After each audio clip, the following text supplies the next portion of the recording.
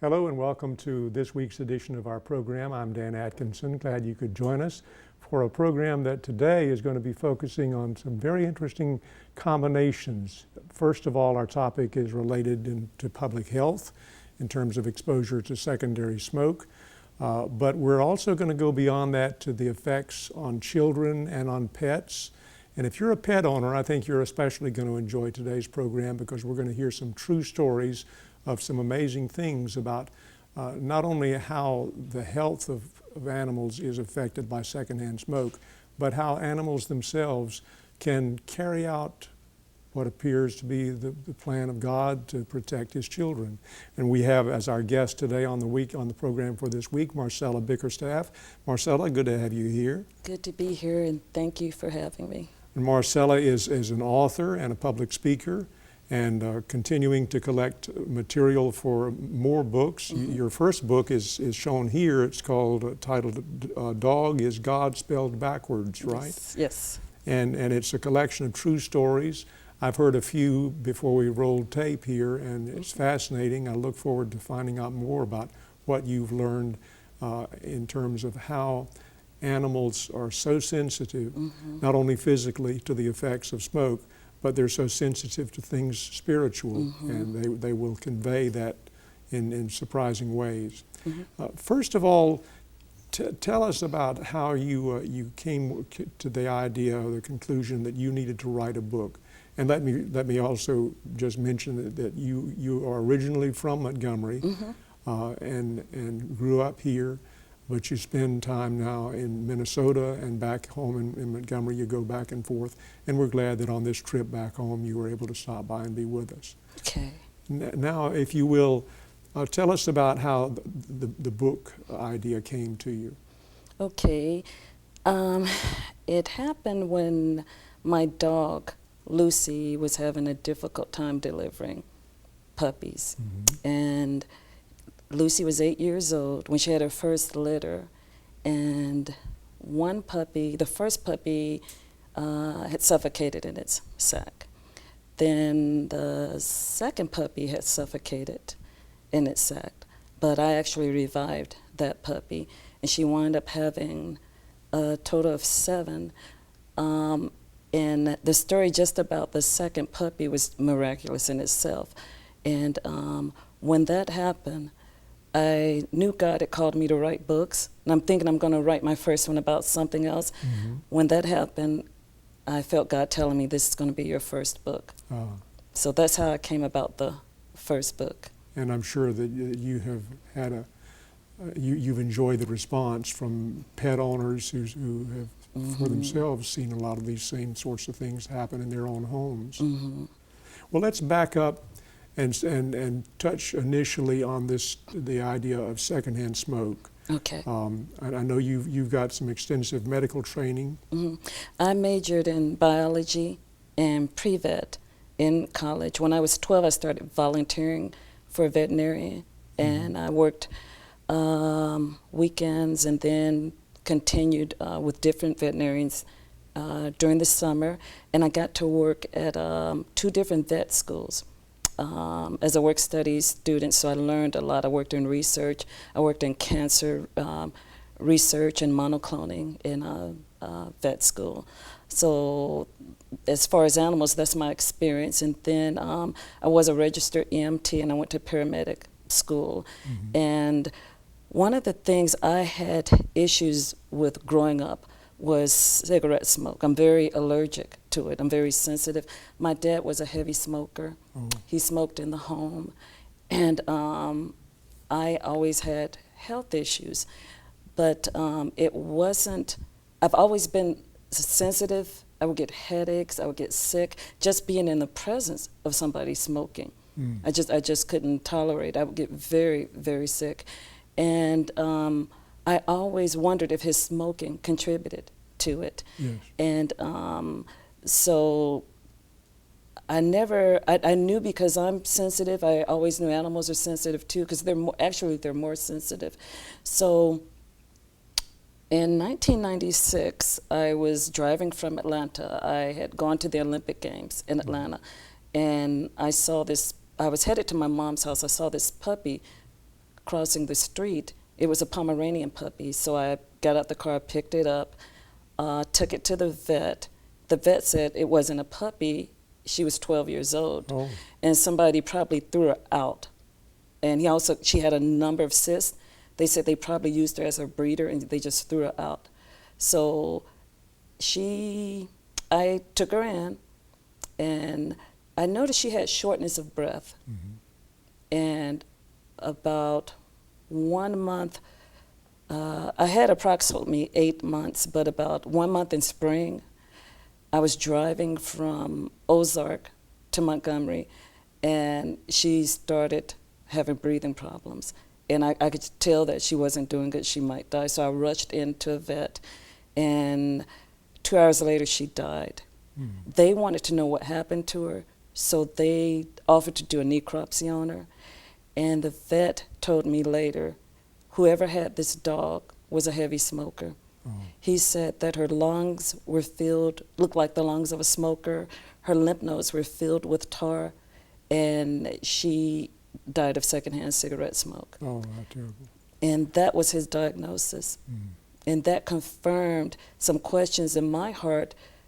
If that could affect a small puppy, Mm-hmm. then I know that's what happened to me. Yes. That the secondhand cigarette smoke, I had a lot of respiratory issues. I was born with asthma. The doctors thought I had asthma, but what happened later, years later,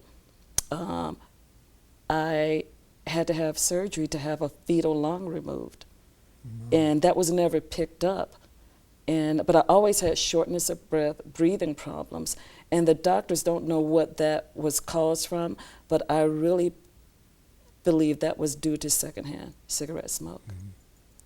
Well, I know that the concern about secondhand exposure to smoke is one that's being studied by the Centers for Disease Control Mm-hmm. and Prevention in Atlanta, and in a recent report they were concerned about teens especially who Yes. are in vehicles and breathing the secondhand smoke in a confined space. And they noted in the report, which was released February 6th, they noted that this secondary smoke can lead to acute respiratory infection, middle ear disease, Mm-hmm. more severe asthma, Mm-hmm. and such things as that. I suspect you've seen in the stories that you've collected the accounts of pet owners who can tell you of how their animals have just like children Mm-hmm. run into problems because they're in a vehicle and the smoke is there. The problem with that is most people aren't aware of it. Mm-hmm. Most people are, especially pet owners. My information, because they did a necropsy on my dog, that's why they were able to tell that. And see, animals don't have the same symptoms as people do. But Tufts College of Veterinary Medicine did an extensive research study in cats and dogs and in birds.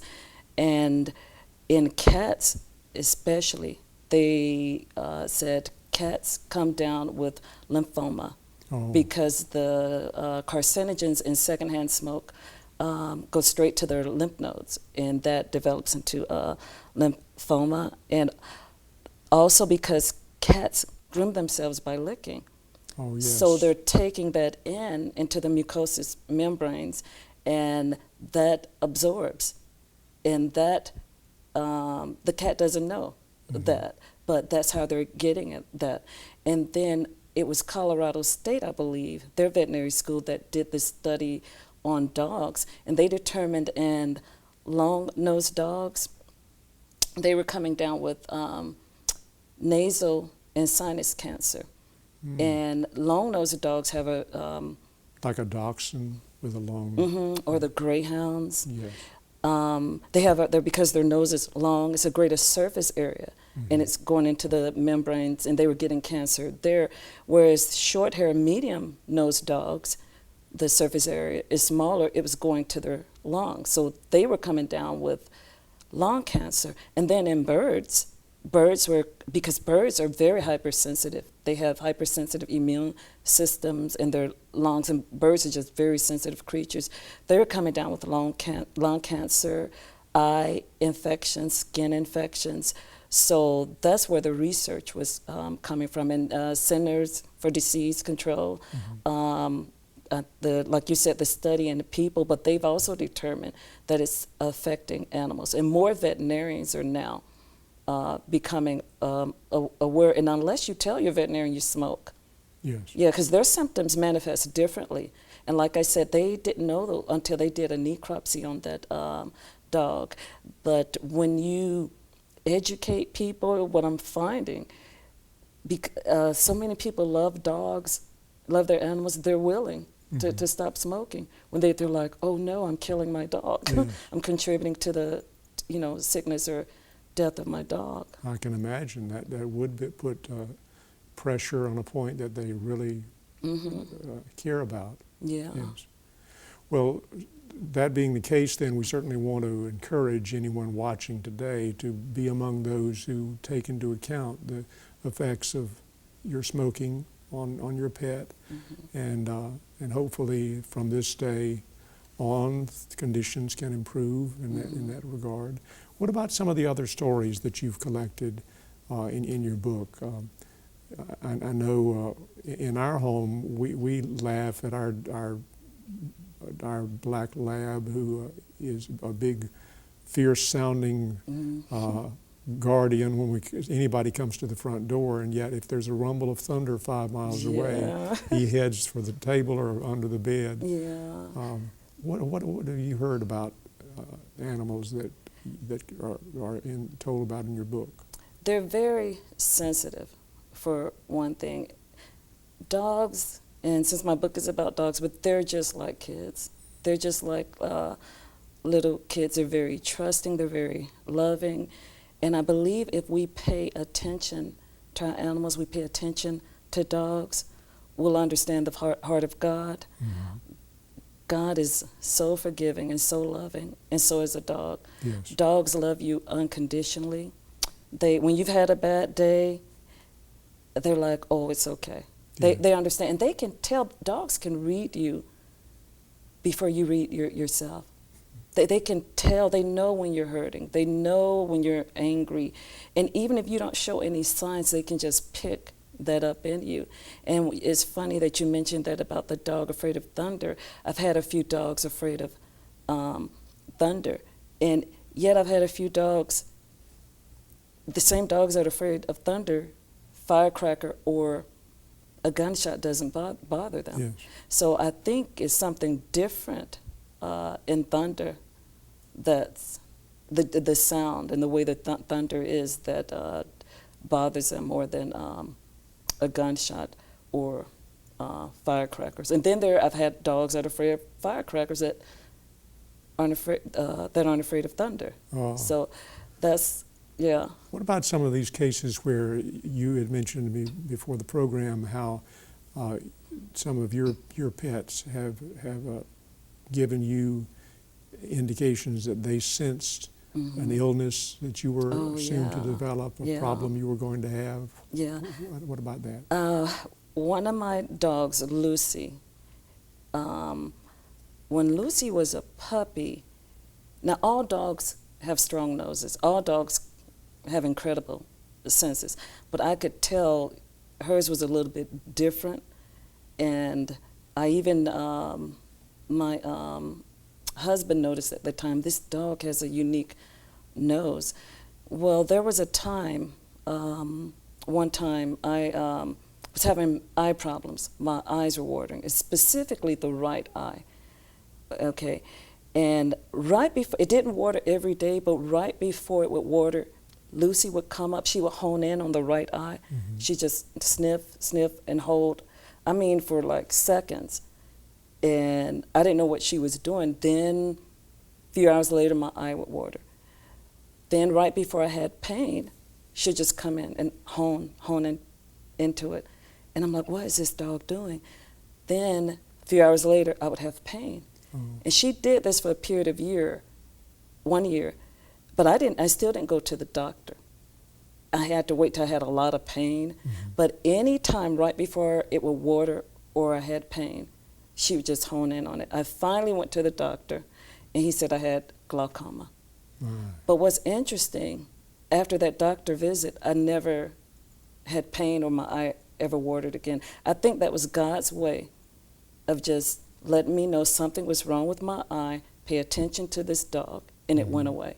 Yes. And then there was another time she kept honing in on my right nostril. And she did this like a few times one day. Then 3 days later, I had a real bad nosebleed right out of that nostril. Then there was another time she honed in on my leg. I think it might have been my right leg. I don't remember which leg. I think it was the right. And honed in several times a day, just sniffing and sniffing. A few days later, I developed a big boil on my leg.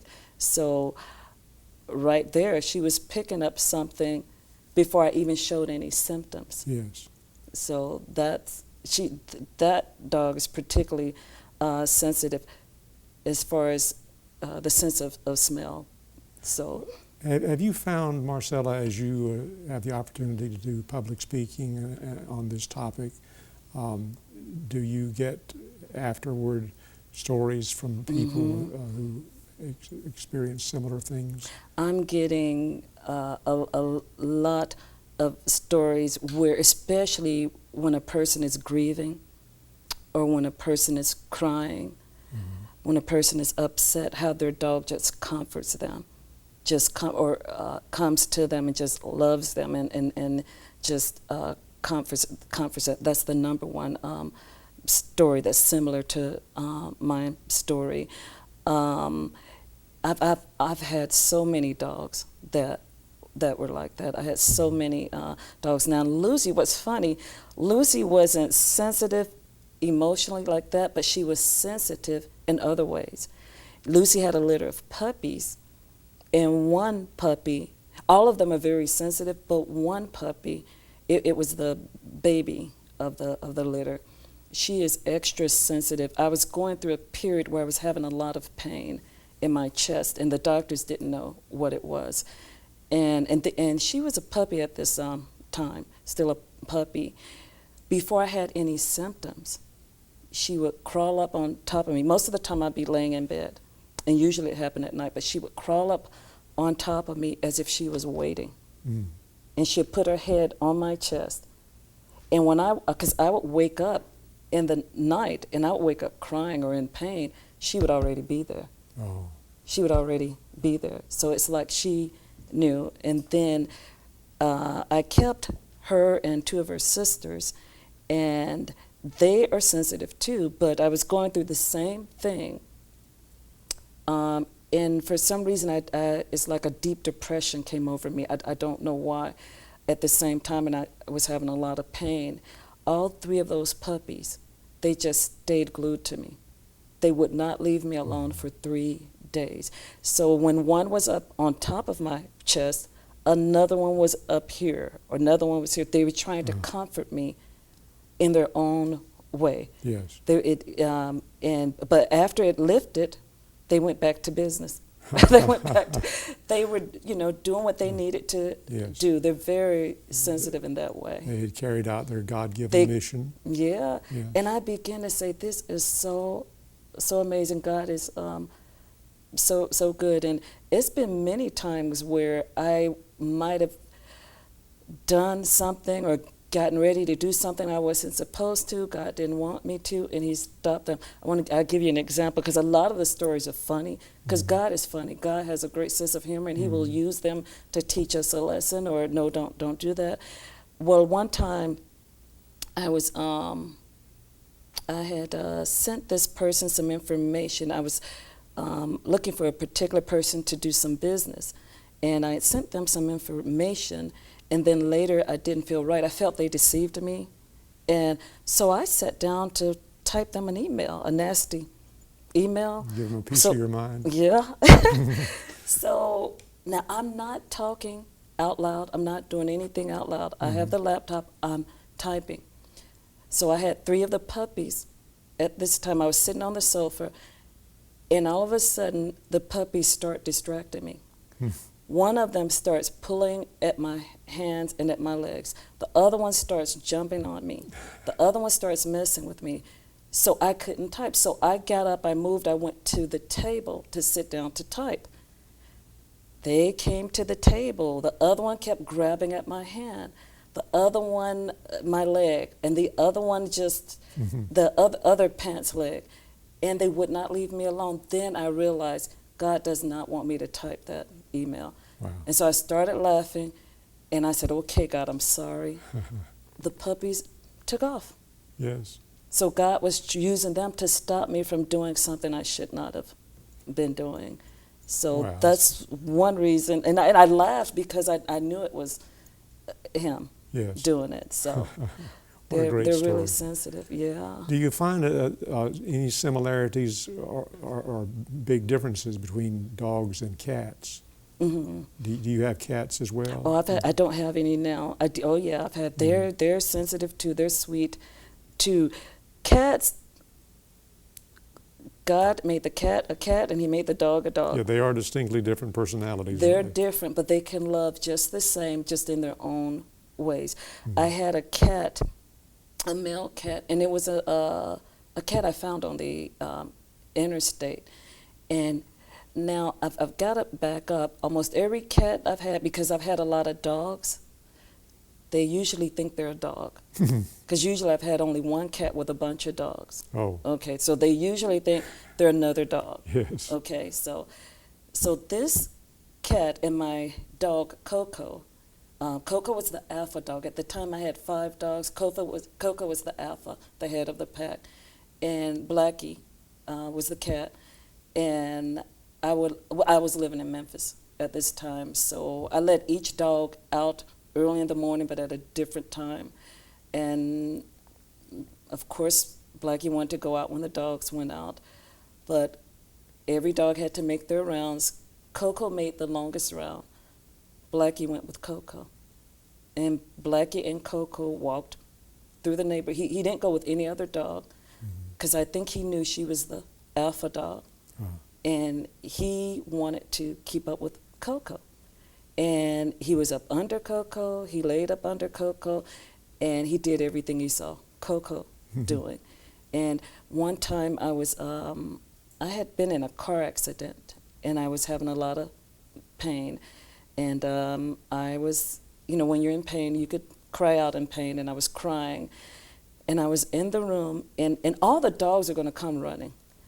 But Blackie the cat tried to beat the dog to come running to me to give me the most affection.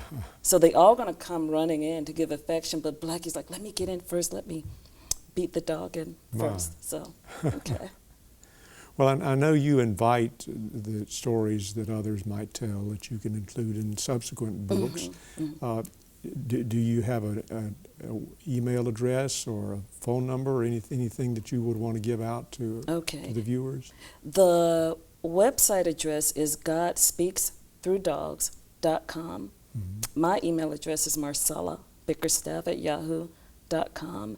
And the phone number is 334-294-4706. And you can buy the book at online, anywhere online, Amazon, Books A Millions, Barnes & Nobles. You can go to your Christian bookstore and request it, and we sell it on the website, godspeaksthroughdogs.com. Well, good. Okay. I notice now on the cover you have some subtitled questions there. They sound like some interesting stories. Yeah. Tell us, pick one of those. This, Can a Puppy Remember Being Born? That's one of my favorites. That's the beginning of the book. Lucy, my mama dog, she had her first litter when she was 8. Now, before she had the litter, a few days before delivery, I kept feeling in my spirit, something's going to go wrong. And I believe God was telling me, be ready, something's going to go wrong. So, and I've birthed many puppies before, because I was, like I said, pre-vet in college, and this wasn't my first delivery, but I knew in my heart. So when she had the first pup, I was sitting in the living room reading and writing in my journal, and I heard, "You need to go check on her." Well, I didn't. Then about 10 minutes later, I heard, "You need to go check on her." I didn't. You need to go check on her. First puppy died, and I didn't listen. I know that was God telling me. Then she delivered 5 more. So I sat down. Then I heard the voice again, "Go check on her." I didn't. Go check on her. I got up. Second puppy, dead. And this woman had been in the sack maybe 30, 40 minutes. I heard God tell me, "Do CPR." I did CPR. I prayed. I did CPR for about almost 30 minutes. I gave up. Then I heard God say, "Go breathe into her one more time." I did CPR for 1 more minute. She came alive. And she remembers me performing CPR on her. And I know that sounds impossible, but she remembers. So that's one of my favorite stories in the book. I know before we went on the air, you were explaining how you can tell she remembers because when you try to turn her on her back, that's the same position in which she lay. Yeah, I was rough on her because I know she's a little newborn puppy, and I was thumping on her pretty hard. To this day, she will not let me turn her over. She sleeps in a guarded position, like one of my beds is up against the wall, and she'll sleep with all 4 legs stretched out. And I've tried to turn her over. I've snuck to turn her over. As soon as she feels me, she'll just stretch and guard herself. And I cannot turn that dog over. She remembers. Also, if there's a loud noise, that's a consistent boom, boom, boom, she starts freaking out. She has anxiety. She starts panting. She just gets scared because I believe that was the sound she heard when I was thumping on her heart. Oh, my. So she remembers it. And there are studies and research done on womb life experience in children. So if it happens in a child, a baby, I know it happened inside her. Yes. Well, these are fascinating stories, Marcella, and we appreciate so much your taking the time to come tell us about them, and hope that many pet owners especially will pick up a copy. And they can go to GodSpeaksThroughDogs.com, GodSpeaksThroughDogs.com. or Christian bookstores and request the copies. Super. Well, we hope that you will get a flood of new stories, and I know that that it'll be great for people not only to enjoy the stories about the fascinating animals, but to be reminded that God will speak to us through many ways, and that very often it's through these dear little ones that He's given to our care. Thank you, Marcella. Thank you. Our guest has been Marcella Bickerstaff, and we thank you very much for joining us today. Stay in touch with us and join us next time, please. You've been watching a locally produced program by WFRZ, Fraser Christian Television. If you would like to contact us or for information on this and other programs, please call the station at 272-8622. We welcome your comments and suggestions.